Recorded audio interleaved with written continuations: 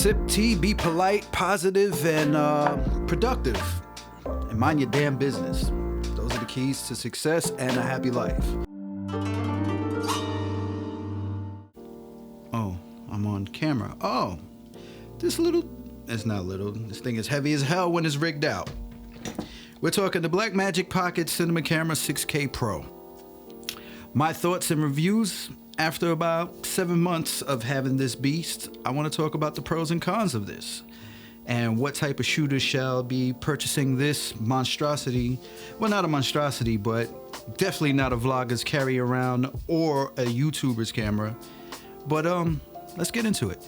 So before getting into the shindig of this monstrosity of a camera that's not a vlogger's camera, I'm going to continue to say that that's not a vlogger's camera. Make sure you like and subscribe this YouTube channel. Let's move up that algorithm, that YouTube algorithm. Yes, that algorithm, that thing. So that way when you search Big Hodge Media NYC, I'm one of the first guys that you see like pop up on your screen. But you can also follow me on Instagram, Big Hodge Media NYC, and you can also follow me on Twitter. That's Big Hodge Media. Twitter, Big Hodge Media. I forgot the NYC when I did it, but you can find me. Just look for me.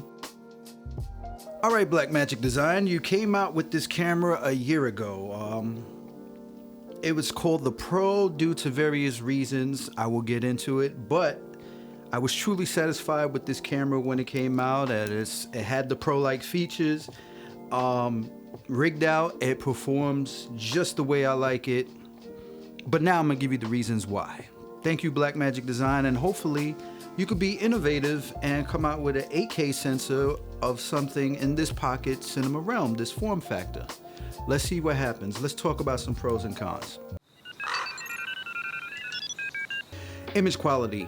I want to talk about the 12-bit uncompressed RAW Kodak on a Super 35 sensor, which has been remarkable and compared to airy cameras of the cinema realm, and getting a best bang for your buck under $2,500. It's like straight out of the box. This camera body has built-in ND filters, a flip-out screen, which allows for some cinematic stuff to go on, but also how the 12-bit RAW works into the workflow of anyone that's shooting is highly flexible. The things that you could do with the ISO shifting, built-in ND filters, flip-out screen.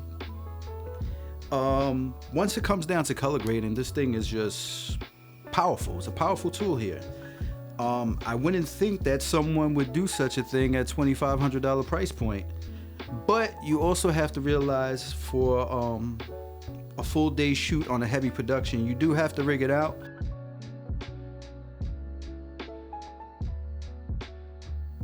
All right, we're talking price point. For this thing to be at $2,500 compared to other cinema cameras that are on the market, we have the FX3 at $5,739 right now on Amazon with the body alone. That's no lens and a couple of accessories, but mainly is marketed at about anywhere between $4,700 and $4,900. You don't have built-in ND filters on that camera, which is a caveat that I don't want. The BMPCC just lacks autofocus, but in the cinema realm, who uses autofocus? Some content creators want that autofocus, so you have the choice, but you also have that price point. I just went ahead with a cinema camera. I have Sony's. Right now we're shooting this on a Sony a7 III. I have a Sony a7C. I didn't feel like I needed to upgrade to 10-bit 422 with the a7 IV or the a7S III, which I previously had but I sold.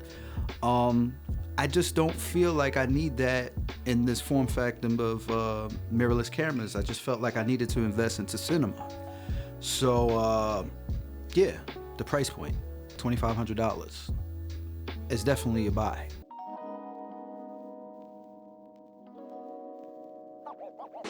I have here the SmallRig full cage, and this is how I rig it out. This is when I'm shooting myself. Whenever I'm shooting myself on content, what I have here is a Field World monitor, a 7-inch monitor, the Pro. Ultra bright, good nits. I believe about 2,500 nits. I'm not sure. I got to do the research on that. I have here the Nucleus Nano. That's for me focusing. I use that on the wheel or I use the side handle, either or. I have here a V-mount battery, rails. I have here the Helios 44. Yeah, the Helios 44 M2, 58 millimeter with the anamorphic hack in there. Beautiful swirly bokeh, 24/7. It's just all around the board. A beautiful lens, vintage lens. Let me sip my tea for that. All right, my lens selection. Let's talk about my lens selection. Right here, I have a IRIX Cine lens, and I have the 45 T1.5. This thing is heavy, very pro-like, built well, heavy as hell. Great quality. It's a Swiss design.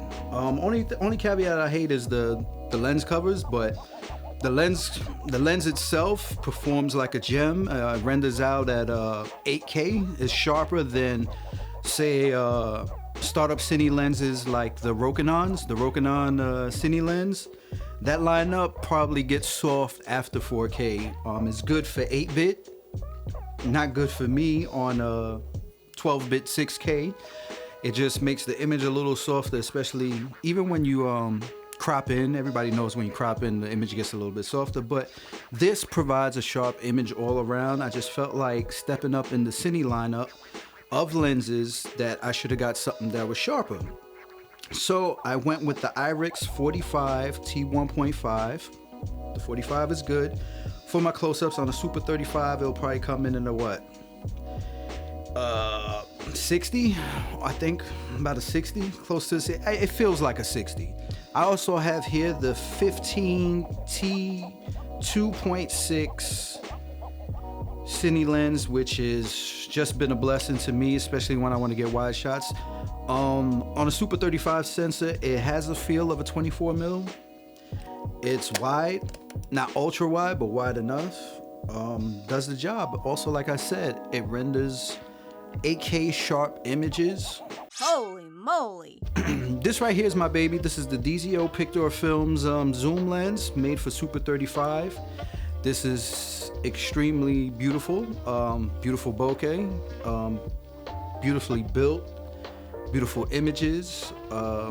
Just like it says on the box, it's gently sharp. It's not too clinically sharp like on some images make your stuff like too sharp, where it has a video vibe.